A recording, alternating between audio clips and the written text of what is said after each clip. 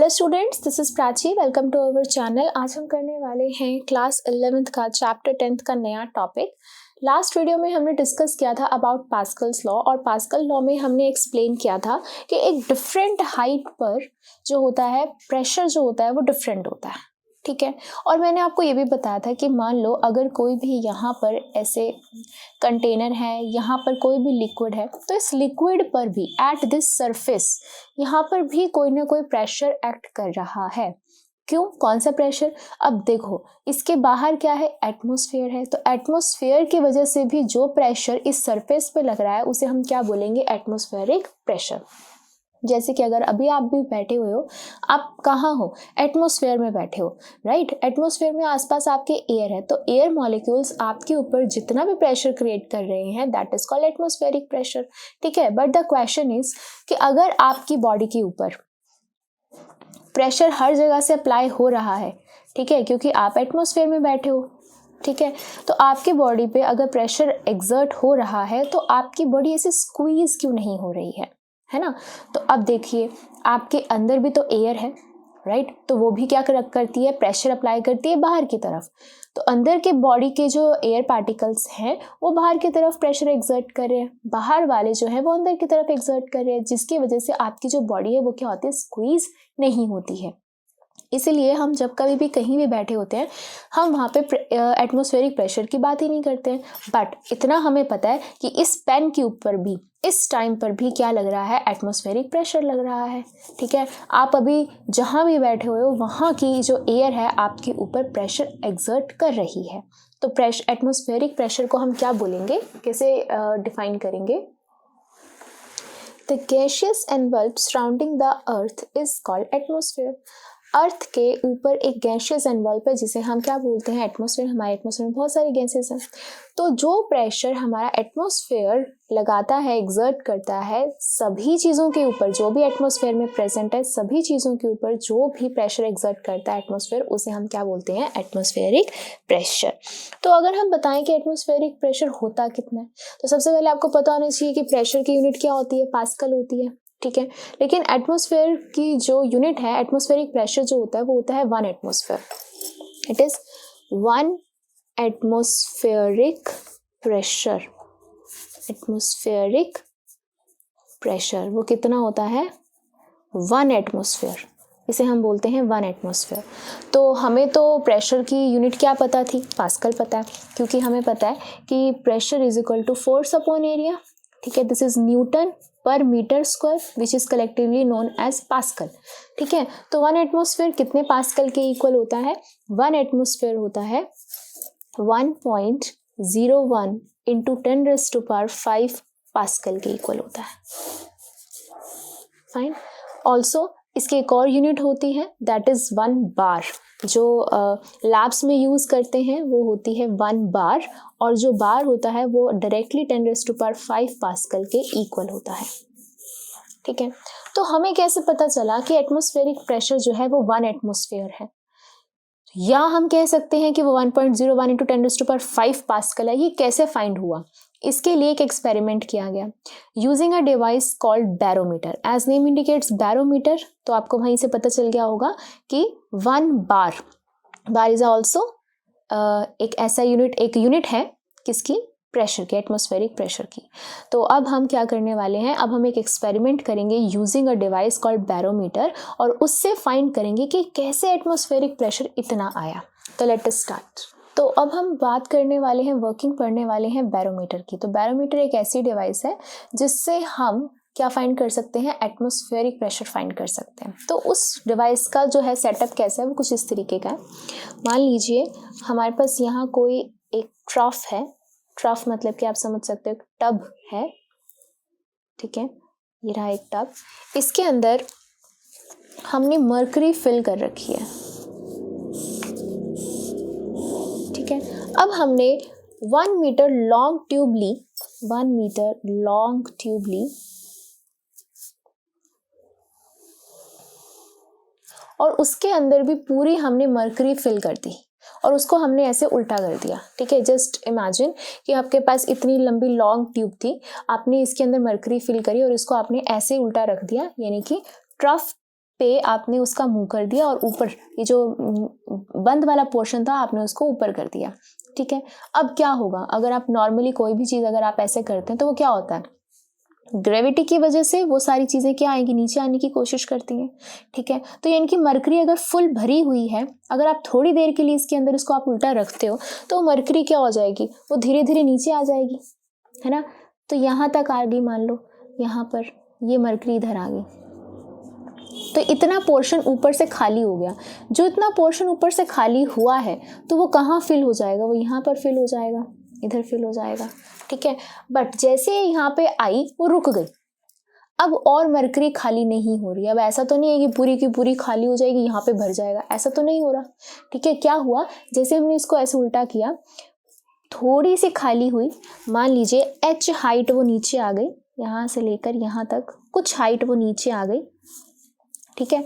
और इतनी हाइट नीचे आने के बाद इतना जो पोर्शन था वो खाली हो गया। इस पोर्शन वाली जो मरकरी थी वो कहाँ आ गई, बाहर की तरफ आ गई। यहाँ पर क्रिएट हो गया है अब आपका वैक्यूम। वाई, वैक्यूम कैसे क्रिएट हो गया, देखो पहले तो इसके अंदर मरकरी थी, अब मरकरी नीचे आ गई है, अब यहाँ से अंदर एयर जाने वाला तो कोई पोर्शन बचा ही नहीं, कोई भी सॉल्यूशन है ही नहीं कि यहाँ पे कहीं भी एयर जा सके। पहले मरकरी थी, मरकरी ने स्पेस खाली कर दी, यानी कि अब यहाँ पे कोई भी पार्टिकल्स प्रेजेंट नहीं है। तो इसे हम बोलते हैं एक वैक्यूम क्रिएट हो गया है, जिसे हम टॉर्सेलिस वैक्यूम बोलते हैं, क्योंकि ये जो एक्सपेरिमेंट किया था वो टॉर्सेलिस ने ही किया था, एक साइंटिस्ट थे, तो इसको टॉर्सेलिस एक्सपेरिमेंट भी बोलते हैं, ठीक है। तो ये एक वैक्यूम क्रिएट हो गया। तो अब ऐसा हुआ क्या कि थोड़े टाइम बाद, मान लो जैसे हमने उल्टा किया, तो 5 सेकंड के बाद लगा लो या फिर 2 सेकंड के बाद मरकरी यहाँ आके रुक गई है। ये पूरी क्यों नहीं खाली हुई, ऐसा क्यों हुआ, या हम कह सकते हैं कि ये नीचे आई ही क्यों, ठीक है। तो सबसे पहली बात, अगर मैं इसको हटा भी देती हूँ एक बार के लिए, सिर्फ सबसे पहले ये सोचो कि पहले यहाँ पे क्या लग रहा था, ये ट्रफ के ऊपर सिर्फ यहाँ पे मरकरी थी, तो मरकरी पे क्या लग रहा था, यहाँ पे एटमॉस्फेरिक प्रेशर लग रहा था, ठीक है। यहाँ पे क्या लग रहा था, एटमॉस्फेरिक प्रेशर लग रहा था, क्योंकि ये एटमॉस्फेयर में है। तो यहाँ बाहर क्या है, एयर के पार्टिकल्स हैं, एयर के पार्टिकल्स क्या करेंगे, प्रेशर एक्सर्ट करेंगे, तो यहाँ पे एटमॉस्फेरिक प्रेशर लग रहा था, ठीक है। जैसे ही यहाँ पे इधर आई है मरकरी, इसको हमने ऐसे ट्यूब लगाई, अब क्या हुआ, यहाँ पे भी एक प्रेशर क्रिएट हो गया, वो नीचे की तरफ आने लग गई मरकरी, ठीक है। यहाँ पर भी एक प्रेशर एक्सर्ट हो गया और मरकरी नीचे की तरफ आने लग गई। अब जब मरकरी नीचे की तरफ आने लग गई तो मैं मान लेती हूँ, इसको हम मान लेते हैं जो इससे प्रेशर एक्सर्ट किया, let the pressure be P0, ठीक है। P0 मान लेते हैं कि मरकरी का जो प्रेशर था वो ऊपर से लेकर इतने प्रेशर में नीचे की तरफ आ रही थी, ठीक है, आ रही थी। ये प्रेशर ज़्यादा था एटमॉस्फेरिक प्रेशर से, तभी ये क्या हो गई, खाली हो गई, और जो मरकरी थी वो इधर चली गई और इधर चली गई, है ना, ऊपर की तरफ आ गई, ठीक है। तो जब तक ये ज़्यादा प्रेशर था मरकरी नीचे आती रही, ऊपर से खाली होता रहा। लेकिन एक ऐसा पॉइंट आया, कौन सा पॉइंट बोलते हैं उसे, हम बोलते हैं एट इक्विलिब्रियम। एट इक्विलिब्रियम, एक इक्विलिब्रियम अटेन हो गया जब मरकरी ऊपर से नीचे आना बंद हो गई, तब हम कह सकते हैं, यानी कि तब मरकरी वाला प्रेशर, जितने प्रेशर से वो नीचे की तरफ आ रही थी, वो इक्वल हो गया किसके, एटमॉस्फेरिक प्रेशर के। तो अब यहाँ पर भी शांति आ गई, यहाँ पे भी शांति आ गई, दोनों इक्वल हो गए, यानी कि जैसे इक्विलिब्रियम अटेन हुआ, मरकरी वाला प्रेशर इक्वल हो गया एटमॉस्फेरिक प्रेशर के, ठीक है। ये हमें पता चला कि शुरू में तो प्रेशर बड़ा इसका बहुत ज़्यादा था, ऊपर से नीचे आई जा रही थी, जैसे वो नीचे थोड़ी सी आई, अब वो रुक गई, यानी कि दोनों तरफ शांति आ गई, मतलब कि एट इक्विलिब्रियम का मतलब क्या है कि एटमॉस्फेरिक प्रेशर इक्वल हो गया मरकरी वाले प्रेशर के, ठीक है। तो हमें इतना पता चल गया। हमें क्या फाइंड करना है, हमें फाइंड करना है एटमॉस्फेरिक प्रेशर। तो सबसे पहले हम देखें तो सही कि ये है कितना। अगर मैं निकाल लेती हूँ कि मरकरी कितने प्रेशर से नीचे आ रही थी, उतना ही मैं निकाल लूँ तो वही वो इसके इक्वल है, तो मेरे को वही चीज़ मिल जाएगी, ठीक है। तो अब हम फाइंड करते हैं कि मरकरी का एक्चुअल में प्रेशर था कितना, ठीक है। हमें प्रेशर का फॉर्मूला पता होता है, क्या होता है प्रेशर का फॉर्मूला, H/ρg, ठीक है। अब आप कहेंगे कि मैम पिछली वीडियो में तो आपने बोला था ये तो डिफरेंस इन प्रेशर होता है, इसमें तो हम प्लस एटमॉस्फेरिक प्रेशर कर रहे हैं, बट सोचो ना, यहाँ तो कोई एयर है ही नहीं, तो यहाँ पर एटमॉस्फेरिक प्रेशर तो नहीं लग रहा, तो यहाँ पर तो खाली हो गया है, तो यहाँ पर सिर्फ और सिर्फ प्रेशर किसका है, H/ρg का ही है। यहाँ पे एटमॉस्फेरिक प्रेशर नहीं लग रहा, इसलिए हम प्लस PA नहीं करेंगे। ठीक है, आगे चलिए। अब हमें फाइंड करना है ये atmospheric pressure which is equal to H rho G। ठीक है, अब ये किसके इक्वल आ गया आपका, तो हम लिख सकते हैं कि एट इक्विलिब्रियम मरकरी वाला प्रेशर इक्वल था एटमॉस्फेरिक प्रेशर के, ये आ गया H rho G, तो H rho G आ गया आपका एटमॉस्फेरिक प्रेशर। ठीक है, अब हम इसको कैलकुलेट करते हैं। H का मतलब क्या है कि ये यहाँ से यहाँ तक कितना था, दिस इज H। ठीक है, और जब हमने इसको कैलकुलेट करा, जब हमने यहाँ पर मीटर स्केल लगा रखा था, मीटर स्केल में हमने कैलकुलेट करा कि कितनी नीचे आई थी और ये यहाँ से लेकर यहाँ तक कितनी हाइट थी, वो थी 76 सेंटीमीटर की हाइट थी। ठीक है, तो हमें H मिल गई 76, रो हमें पता होती है मरकरी की रो मतलब कि डेंसिटी ऑफ मरकरी जो होती है वो आपके पास होती है 13.6 इंटू 10⁻³ kg पर मीटर क्यूब, ये होती है। और G भी आपको पता है, एक्सेलरेशन टू ग्रेविटी, तो आप उसको नॉर्मल 9.8 भी ले सकते हो एंड 10 भी ले सकते हो, तो हम ले रहे हैं 9.8 मीटर पर सेकेंड स्क्वायर। ऑल्सो सब मीटर्स में है, तो हम हाइट भी किस में लेंगे, मीटर्स में लेंगे। तो H, तो 76 सेंटीमीटर को हम क्या लिख सकते हैं, 0.6 मीटर। इन सब की वैल्यूज हम यहाँ पुट कर देते हैं। H की वैल्यू पुट करी हमने, G की वैल्यू पुट करी, रो की वैल्यू पुट करी हमने, और G की भी वैल्यू पुट करी हमने। ये हम क्या कैलकुलेट कर रहे हैं, एटमॉस्फेरिक प्रेशर। जब हमने इसको पूरे को कैलकुलेट करा, हमें मिला 1.01 इंटू 10⁵ पास्कल, ये आया आपका एटमॉस्फेरिक प्रेशर। याद से ये P के पैरों में A है और ये PA है, दिस PA इज पास्कल, और ये P के पैरों में जो A है दिस इज एटमॉस्फेरिक प्रेशर। ठीक है, तो इतना एटमॉस्फेरिक प्रेशर निकल के आया, जिसको हमने क्या बोल दिया, 1 atmosphere. 1 atmosphere is equal to this much of pascal. तो इस तरीके से हमारा बैरोमीटर ने एक एक्सपेरिमेंट, बैरोमीटर यूजिंग बैरोमीटर, एक एक्सपेरिमेंट कंडक्ट किया गया, और इस एक्सपेरिमेंट से हमने देखा कि एटमॉस्फेरिक प्रेशर कितना आ रहा था। ठीक है, नाउ द क्वेश्चन अराइजेस, हमने यहाँ पे मरकरी ही क्यों ली, हम वाटर क्यों नहीं ले सकते थे, वाटर भी ले सकते हैं, क्यों नहीं ले सकते, ले लेते हैं वाटर। तो जब हम वाटर लेते, ठीक है, तो हम कैसा सेटअप क्रिएट करते हैं, तो जब हम वाटर लेते, हमने अभी जैसे एटमॉस्फेरिक प्रेशर निकाल लिया है, ठीक है, तो एटमॉस्फेरिक प्रेशर क्या है, H rho G है। ठीक है, तो एटमॉस्फेरिक प्रेशर तो हमने निकाल लिया, दैट इज 1.01 इंटू 10⁵। ठीक है, डेंसिटी ऑफ वाटर G हमें पता है। हमें अब चाहिए हाइट, कि हम इस ट्यूब की हाइट पहले तो हमने क्या ली थी, 1 मीटर की ली थी, और 1 मीटर से लेकर नीचे कितना आया, ये कितनी आ गई थी, 0.76 मीटर आ गई थी। ठीक है, तो हमें अभी देखनी है कि ट्यूब की हाइट कितनी होती, तो H रो हमें पता है कि 10⁻³ होती है वाटर के लिए। ठीक है, हम यहाँ पे निकाल रहे हैं यूजिंग वाटर। अगर बैरोमीटर हम यूजिंग वाटर करते तो क्या निकलता, G हमें पता है दैट इज 9.8। जब हम इसको कैलकुलेट करते, ठीक है, तो 1.01 10⁵ 10⁻³ 9.8 अप्रॉक्सीमेटली 10.1, यानी कि 10 मीटर आप लगा लो, तो हाइट आ जाती इसकी 10 मीटर, अप्रॉक्सीमेटली 10 मीटर आ जाती। तो यानी कि इस ट्यूब की हाइट ऑफ ट्यूब जो होनी चाहिए थी वो ज़्यादा होनी चाहिए थी 10 मीटर से, है ना, अप्रॉक्सीमेटली 10 मीटर लिया हमने, तो हाइट ऑफ ट्यूब 10 मीटर से ज़्यादा होनी चाहिए थी। भाई 10 मीटर की आप इतनी पतली सी ट्यूब को मैनेज कर सकते हो, तो ये एक्सपेरिमेंटली थोड़ा डिफिकल्ट हो जाता है। 1 मीटर की ट्यूब को तो मैनेज कर लेते हैं, बट 10 मीटर की ट्यूब को मैनेज करना इज़ प्रैक्टिकली डिफ़िकल्ट। तो इस वजह से वाटर नहीं यूज़ करके हम जो इसको एक जनरली वे में यूज़ करते हैं वो हम मरकरी यूज़ करते हैं। एंड वेरी इंटरेस्टिंगली, जब हम कई बार आपने देखा भी होगा कि एटमॉस्फेरिक प्रेशर 1 एटमॉस्फेयर लिखा हुआ है, एटमॉस्फेरिक प्रेशर 1.01 इंटू 10⁵ पास्कल भी लिखा हुआ है, कहीं कहीं atmospheric pressure 760 mm of Hg भी लिखा होता है, 760 mm ऑफ Hg। इसका क्या मतलब है कि जो हमारा प्रेशर है वो डिपेंड किसके ऊपर कर रहा है, एच रो जी पे, g is constant, rho is constant density, तो किस पे डिपेंड कर रहा है? हाइट पे। तो हाइट कितनी आई थी मरकरी की? 760 सेंटीमीटर, 76 सेंटीमीटर, जिसको आप मिलीमीटर में कन्वर्ट करेंगे तो 760 मिलीमीटर ऑफ एच जी हो जाएगा, यानी कि मरकरी यूज करनी है और इतनी आई है। तो एच हमें पता है, मरकरी की डेंसिटी हमें पता है, जी हमें पता है, तो वहाँ से हम एग्जैक्ट प्रेशर हम फाइंड कर सकते हैं।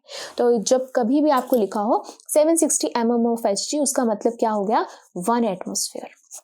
तो ये कंफ्यूज मत होना कि ये ऐसे एच जी ही क्यों लेते हैं, बिकॉज ये हमारे एक्सपेरिमेंट को कन्वीनियंट बना रहा है, हमारे लिए ईजी बना रहा है, ठीक है। तो दैट्स वाई हम क्या चूज करते हैं? बैरोमीटर चूज करते हैं। अब हमने बात कर ली कि एटमॉस्फेरिक प्रेशर।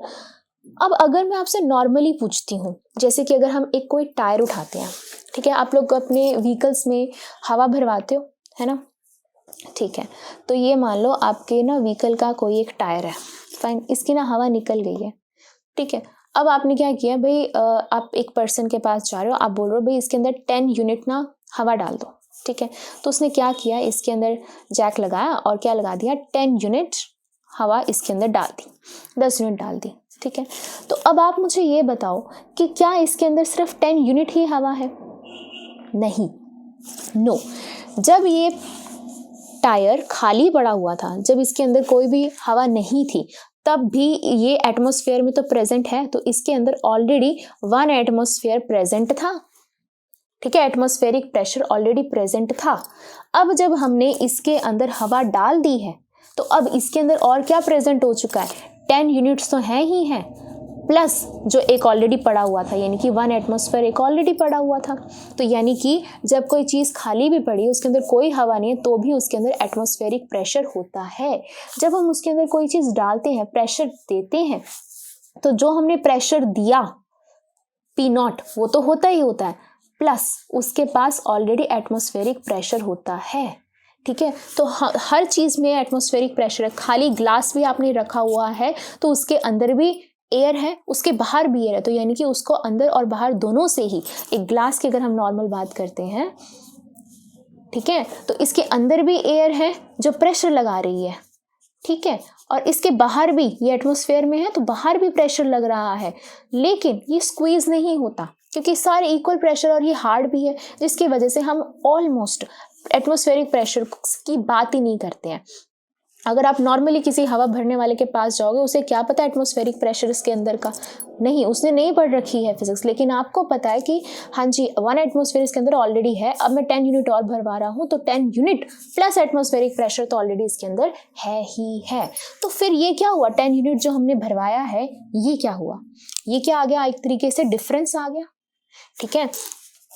बिफोर आफ्टर की अगर हम बात करते हैं, तो बिफोर में एटमॉस्फेरिक प्रेशर था, आफ्टर में 10 यूनिट प्लस एटमॉस्फेरिक प्रेशर था।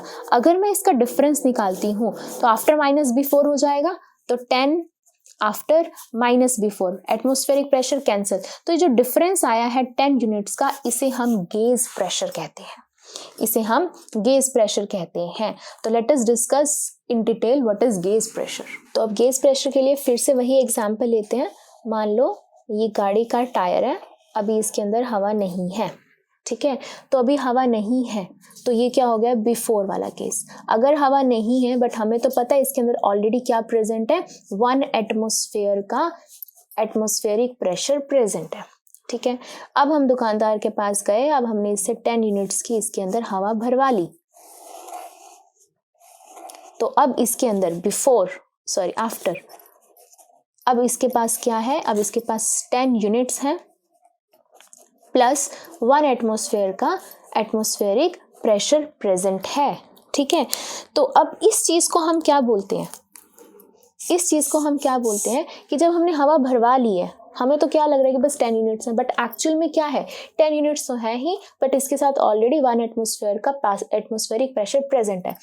तो जब टोटल प्रेशर होता है जो हमने प्रोवाइड किया है प्लस जो ऑलरेडी प्रेजेंट है, इस टोटल वाले को हम बोलते हैं एब्सोल्यूट प्रेशर,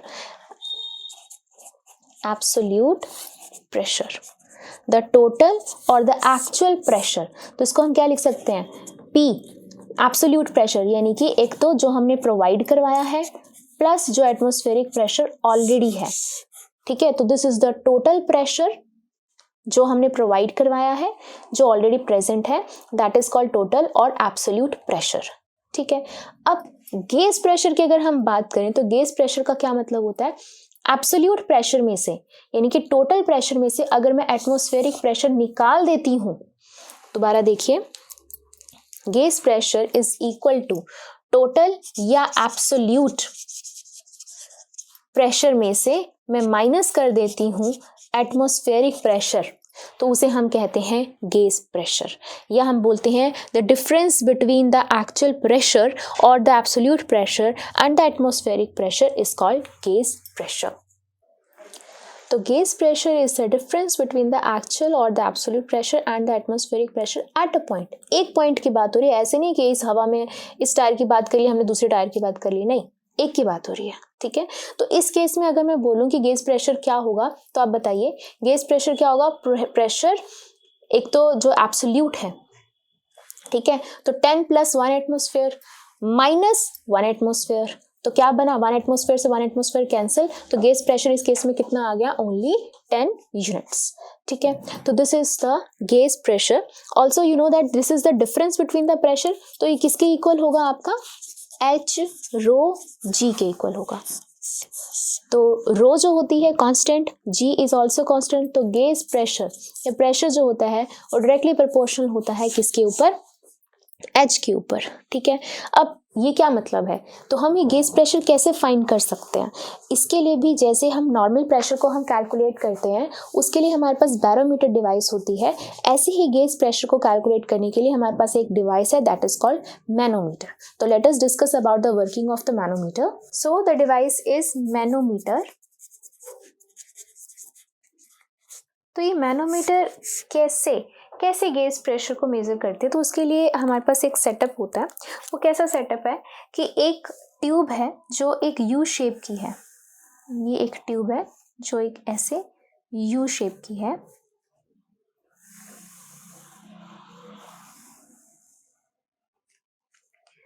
देन ये यहाँ से एक इस शेप में ऐसे कनेक्टेड है।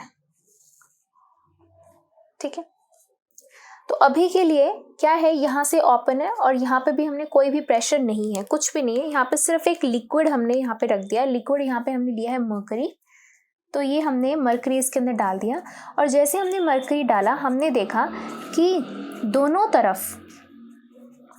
तरफ जो मरकरी का लेवल था वो बिल्कुल सेम था। ठीक है, दोनों तरफ इस तरीके से, यानी कि अगर इस पॉइंट पे मरकरी थी तो यहाँ पर भी एक इस पॉइंट पे ही मरकरी, दोनों तरफ सेम थी। क्यों, क्योंकि ये दोनों क्या थे, एट इक्विलिब्रियम थे, मतलब कि हमने अभी कोई एक्सटर्नल प्रेशर नहीं लगाया था, हमने सिर्फ इस सेटअप के अंदर मरकरी फिल करी और हमने देखा भाई दोनों तरफ ही एयर है। ठीक है, दोनों तरफ ही एयर है, जिसकी वजह से एटमॉस्फेरिक प्रेशर की वजह से यहाँ पर दोनों तरफ क्या हो गए, सेम हाइट पर जो मरकरी है वो फिल हो गई। ठीक है, फिर हमने क्या किया, ये वाला पोर्शन था इसको हमने एक प्रेशर से कनेक्ट कर दिया, एक ऐसी डिवाइस से कनेक्ट कर दिया जो प्रेशर देती है, तो हमने यहाँ पे इसको प्रेशर दिया। ठीक है, अब हम अगर इसको एक्स्ट्रा प्रेशर देंगे तो क्या होगा, यहाँ से जो मरकरी होगी वो नीचे आ जाएगी और यहाँ से मरकरी ऊपर चली जाएगी। तो जैसे ही यहाँ से नीचे आई और यहाँ से ऊपर चलेगी, कितनी ऊपर गई हमने देखा, तो वो इस पॉइंट तक ऊपर चली गई। ये थी इनिशियल पॉइंट से पहले यहाँ थी, अब पॉइंट चली गई इस पॉइंट तक, यानी कि h हाइट ऊपर चली गई।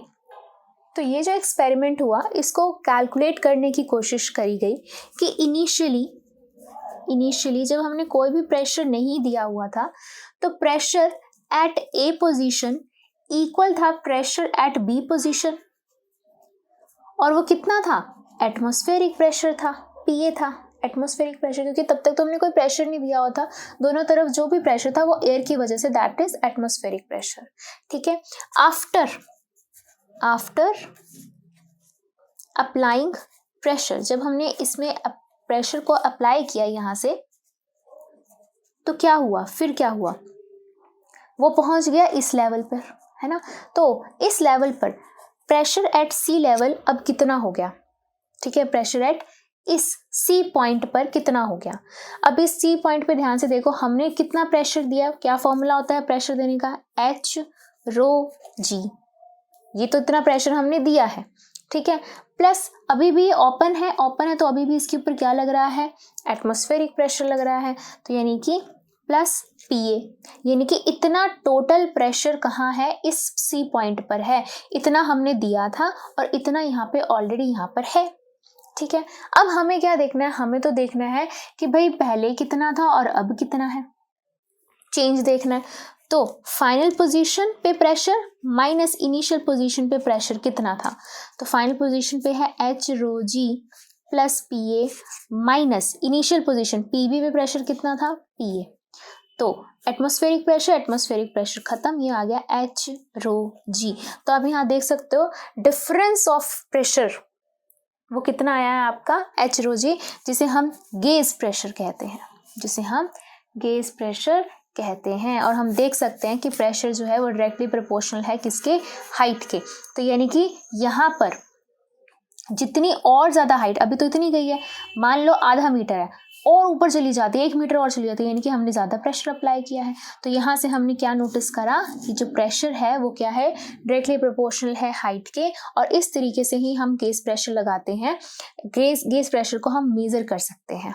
तो ये थी आपकी डिवाइस मैनोमीटर। अब इससे रिलेटेड हम करते हैं कुछ न्यूमेरिकल जो आपके NCERT में गिवन है, तो उससे स्टार्ट करते हैं विद एग्जाम्पल 10.3। तो एग्जाम्पल 10.3 क्या कह रहा है, the density of the atmosphere at the sea level is 1.29 kg per meter cube. Assume that it does not change with the altitude. Then how high would the atmosphere extend? हमें क्या बोला गया है कि सी लेवल पे जो density है atmosphere की वो कितनी दे रखी है आपको, 1.29 kg पर मीटर क्यूब दे रखी है। सी लेवल का मतलब क्या हुआ, सी लेवल का मतलब हुआ नॉर्मल ग्राउंड लेवल, ठीक है। हम कभी भी नॉर्मल भी हम कहीं माउंटेन्स पे जाते हैं तो माउंटेन की जो हाइट लिखी होती है वो क्या लिखा होता है, this much kilometre above sea level. Sea level को हम एक तरीके से अपना स्टैंडर्ड ग्राउंड लेवल मानते हैं, ठीक है। तो उन्होंने नॉर्मली बोला कि ग्राउंड लेवल पर इतनी डेंसिटी है, ठीक है। और हम एज्यूम करें कि भाई जैसे जैसे एल्टीट्यूड पे जाएंगे, जैसे जैसे हम हाइट पे जाएंगे, डेंसिटी चेंज नहीं होगी, हमने ये एज्यूम करना है। वैसे अगर हम प्रैक्टिकली बात करें तो जैसे जैसे हम हाइट पर जाते हैं, यानी कि हम अर्थ लेवल से ऊपर की तरफ जाते हैं, तो डेंसिटी क्या होती है एयर की, कम होने लगती है। क्यों, क्योंकि नीचे की तरफ आपको पता है डस्ट पार्टिकल ज़्यादा होते हैं, वाटर वेपर ज़्यादा होते हैं, जिसकी वजह से एयर की डेंसिटी ज़्यादा होती है। हम ऊपर जाते रहते हैं कि जो पार्टिकल्स होते हैं वो क्या होते रहते हैं, वो डेंस कम होना शुरू हो जाते हैं, रेयर हो जाते हैं, उसके अंदर डस्ट पार्टिकल्स खत्म हो जाते हैं, ठीक है। तो वो हल्की हवा होने लग जाती है। तो हम कह सकते हैं जैसे जैसे हम ऊपर जाते हैं डेंसिटी जो होती है वो एटमॉस्फेयर की कम होने लगती है। लेकिन उन्होंने बोला है कि हमने एज्यूम करना है कि जैसे जैसे ऊपर जा रहे हैं डेंसिटी हमारी कम नहीं हो रही है। फिर उन्होंने बोला है कि then how high would the atmosphere extend. आप खुद बताओ कितनी ऊपर जाकर, कितनी ऊपर तक हम जाएं जहां पर जाके एटमॉस्फेयर एक्सटेंड हो। मतलब कि वैसे तो हमें पता है कि हम जैसे जैसे ऊपर जाते हैं डेंसिटी कम होती रहती है और एटमॉस्फेयर ऊपर जाके खत्म हो जाता है, ठीक है, खत्म होने लग जाता है। लेकिन उन्होंने बोला कि हमने क्या समझना है कि डेंसिटी हमारी कांस्टेंट है, डेंसिटी हमारी चेंज नहीं हो रही है, तो इतनी ही डेंसिटी से ऊपर हम कितना एटमॉस्फेयर को एक्सटेंड कर सकते, किस हद तक हमारा एटमॉस्फेयर पहुंच सकता है विद सेम डेंसिटी। तो यानी कि हमें क्या कैलकुलेट करनी है, हमने H कैलकुलेट करना है कि कितनी हाइट तक हमारा एटमॉस्फेयर ऊपर किस हद तक पहुंच सकता है विद सेम डेंसिटी, ठीक है। तो हमें H कैलकुलेट करना है, राइट। और हमें डेंसिटी दे रखी है, राइट। तो डेंसिटी हमें दे रखी है 1.29 kg पर मीटर क्यूब। हमें हाइट फाइंड करनी है कि कितना ऊपर तक एटमॉस्फेयर जाएगा। ऑल्सो अगर एटमॉस्फेयर की बात हो रही है तो एटमॉस्फेरिक प्रेशर की भी बात होएगी। तो हमें पता है एटमॉस्फेरिक प्रेशर होता कितना है, 1.01 इंटू 10⁵ पास्कल होता है। तो हमें इसका कनेक्शन पता है ताकि हम H फाइंड कर सके। क्या होता है एटमॉस्फेरिक प्रेशर का फॉर्मूला, H रो जी। एटमॉस्फेरिक प्रेशर यानी कि एटमॉस्फेयर में प्रेशर है कितना, H हमें चाहिए, रो हमें दे रखा है कितनी डेंसिटी तक, ठीक है। G हमें पता होता है दैट इज 9.8। तो ये क्या हो जाएगा, ये आ जाएगा H इज इक्वल टू, ये नीचे चला जाएगा 1.01 इंटू 10⁵ अपॉन में 1.29 इंटू 9.8। इसको जब हम सॉल्व करेंगे we will get 7989 that can be written approximately 8 kilometres, ठीक है, यानी कि हम 8 किलोमीटर्स तक एटमॉस्फेयर को विद कांस्टेंट डेंसिटी ले जा सकते हैं, वहाँ तक हमारा एटमॉस्फेयर एक्सटेंड हो सकता है। ठीक है, तो ये था आपका एग्जाम्पल 10.3। चलिए करते हैं एग्जाम्पल 10.4। तो अब एग्जाम्पल 10.4 क्या कह रहा है, at a depth of 1000 metre in an ocean, एक ओशन के नीचे जाना है हमें 1000 मीटर और वहाँ पे हमें बताना है कि एब्सोल्यूट प्रेशर कितना होगा। सेकंड में गेज प्रेशर बताना है। थर्ड में find the force acting on the window of the area हमें बताना है सबमरीन पे। ठीक है, और हमें बाकी सब चीज़ें दे रखी हैं। तो सबसे पहले अगर हम बात करते हैं सिर्फ फर्स्ट पार्ट की, एब्सोल्यूट प्रेशर हमें निकालना है। ठीक है, तो याद करिए सबसे पहले तो एब्सोल्यूट प्रेशर होता क्या है। एब्सोल्यूट प्रेशर का मतलब होता है टोटल प्रेशर। टोटल प्रेशर का मतलब क्या है कि अगर मैं नॉर्मली पेन भी रख रही हूँ, मैं इसके ऊपर ऐसे प्रेशर अप्लाई कर रही हूँ, ठीक है, मैं कितना प्रेशर अप्लाई कर रही हूँ वो तो है ही है, प्लस एटमॉस्फेरिक प्रेशर, तो वो होगा इसका टोटल प्रेशर यानी कि एब्सोल्यूट प्रेशर। तो यानी कि प्रेशर अप्लाइड जो होता है प्लस एटमॉस्फेरिक प्रेशर। ठीक है, तो प्रेशर अप्लाई हम क्या फॉर्मूला होता है, H rho g plus atmospheric pressure. ठीक है, ये रहता है।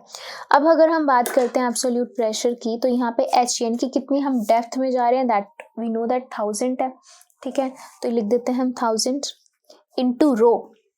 रो मतलब कि डेंसिटी, डेंसिटी ऑफ वाटर, हमें density of rho sea water हमें दे रखी है, that is 1.03 into 10⁻³ into g भी हमें बोला है कि 10 लेना है, चलिए 10 ले लेते हैं, प्लस एटमॉस्फेरिक प्रेशर कितना होता है 1.01 इंटू 10⁵ पास्कल्स। ठीक है, अब हमें इसको क्या करना है, सॉल्व करना है। तो सबसे पहले देख लेते हैं, यहाँ पर 10⁵ है, ठीक है, बीच में प्लस है, तो यहाँ पे भी मैं 10⁵ बना दूँ। ठीक है, कैसे, यहाँ पे 3 zeros है, यहाँ 4 zeros है, 2 zeros लेकर यहाँ 10⁵ बना देती हूँ। यहाँ बच जाएगा सिर्फ 100, यहाँ आ जाएगा 1.03 और ये हो जाएगा 10⁵। तो 2 zeros उठा के हमने यहाँ लगा दी, तो 1.01 इंटू 10⁵। अब ये पॉइंट हटा दिया, नीचे लगा दिया 100, 100 से 100 कैंसिल हो जाएगा, यहाँ पे बचेगा आपके पास 103 इंटू 10⁵ प्लस 1.01 इंटू 10⁵। तो अब क्या हो जाएगा, 10⁵ common, 103 plus 1.01 that can be written as 104.01 into 10⁵ pascals. तो इतना एब्सोल्यूट प्रेशर रहेगा कहाँ पर, 1000 मीटर डेप्थ पे जब ओशन की हम जा रहे हैं। ठीक है, तो इतना प्रेशर उस पे रहेगा। तो ये था इसका ए पार्ट। इसको हम ऐसे भी लिख सकते हैं, 10⁵ पास्कल्स हैं तो हम इसको 104 एटमॉस्फेयर भी लिख सकते हैं। ठीक है, तो अब करते हैं इसका b part, what is the gauge pressure. Now what is gauge pressure, gauge pressure क्या होता है, मैंने अभी आप लोगों को एक्सप्लेन किया था। गेज प्रेशर क्या होता है, एब्सोल्यूट प्रेशर में से जब हम एटमॉस्फेरिक प्रेशर माइनस कर देते हैं, तो गेज प्रेशर क्या होता है, जब हम टोटल प्रेशर में से जब हम माइनस कर देते हैं क्या, टोटल या एब्सोल्यूट प्रेशर में से जब हम माइनस कर देते हैं क्या, गेज प्रेशर, एटमॉस्फेरिक प्रेशर। तो इसको कैलकुलेट करते हैं, तो मैं यहाँ बी पार्ट लिख रही हूँ, that is gauge pressure, absolute pressure minus atmospheric pressure. तो एब्सोल्यूट प्रेशर हमने अभी फर्स्ट पार्ट में निकाला है, that is 104.01 into 10⁵ minus atmospheric pressure कितना होता है 1.01 इंटू 10⁵। जब इसमें से उसको माइनस करेंगे we will get 103 into 10⁵ pascals, और that can be written as 103 atmosphere answer. ठीक है, तो इस तरीके से हम गेज प्रेशर भी निकाल सकते हैं। अब सी पार्ट आता है आपका। सी पार्ट क्या कह रहा है, सी पार्ट कह रहा है कि find the force acting on the window of the area 20 into 20 centimetre of a submarine at this depth, the interior of which is maintained at the sea level atmospheric pressure. क्या कह रहा है वो, कि हम सी पार्ट यहाँ पे लिख रहे हैं कि जो हमारी सबमरीन है, ये रहा हमारा ओशन। ठीक है, ओशन के अंडर हम चले गए हैं 1000 मीटर। यहाँ पर जो हमारी सबमरीन है ना, इस तरीके से मैं इसको बना लेती हूँ, यहाँ सबमरीन के ऊपर जो हमारी विंडो है यहाँ पर, मान लो ये वाली जो विंडो है, ठीक है, इस विंडो पे ना हमें कितना प्रेशर लग रहा है वो हमें कैलकुलेट करना है। तो अब हमें पता है कि सबमरीन के बाहर जो प्रेशर लग रहा है वो कितना लग रहा है। एक तो प्रेशर जो वाटर की वजह से लग रहा है h ρg, प्लस जो एक प्रेशर ऑलरेडी होता ही है दैट इज एटमॉस्फेरिक प्रेशर, ठीक है। अब सबमरीन के अंदर तो पानी नहीं है, उसके अंदर तो सिर्फ हवा है जिसके अंदर लोग बैठ के जाएंगे, ठीक है। तो अब अंदर तो सिर्फ और सिर्फ क्या हुआ, इसका एटमॉस्फेरिक प्रेशर हुआ। तो अब अगर मैं टोटल प्रेशर की बात करती हूँ कि टोटल प्रेशर जो इसकी विंडो के ऊपर लग रहा है वो क्या है, बाहर से जो लग रहा है अंदर से लग रहा है एटमॉस्फेरिक, बाहर से लग रहा है एटमॉस्फेरिक, एटमॉस्फेरिक से एटमॉस्फेरिक, तो क्या हो गया, कैंसिल, ऑपोजिट डायरेक्शन में लग रहे हैं।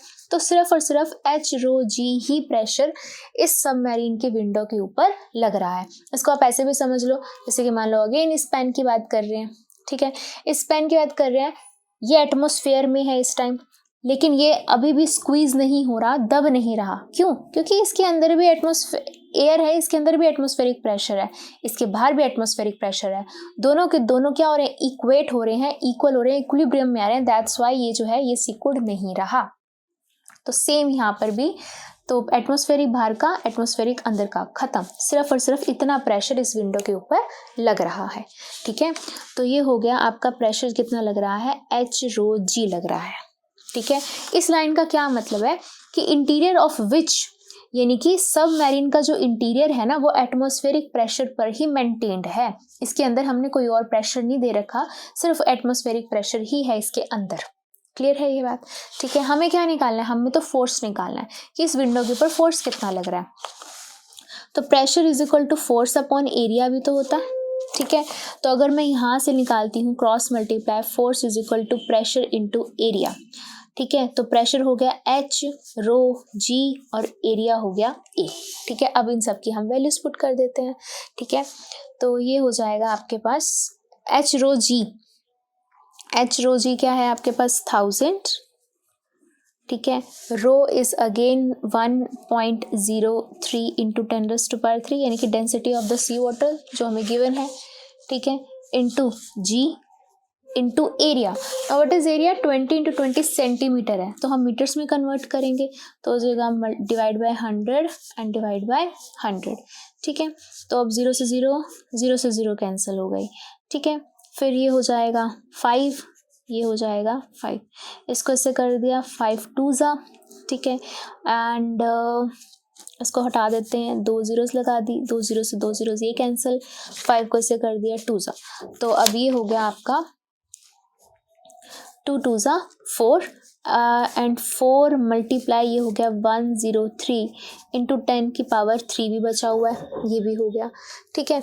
तो इसको आप ऐसे लिख सकते हैं 4 3 ज़ा 12, 4 1 ज़ा 4 इंटू 10⁻³ न्यूटन, और आप पॉइंट्स में भी इसको लिखला सकते हैं कि 4.12 इंटू 10⁵ न्यूटन्स, ठीक है। इस तरीके से भी आंसर लिख सकते हैं और आप इस तरीके से भी आंसर लिख सकते हैं कि इसके ऊपर इतना फोर्स लग रहा है, इस विंडो के ऊपर इतना फोर्स लग रहा है एट 1000 डेप्थ, ठीक है। तो ये था आप लोगों का example 10.4। Thank you, that's all for this video. Next video में हम डिस्कस करेंगे next concept of this chapter.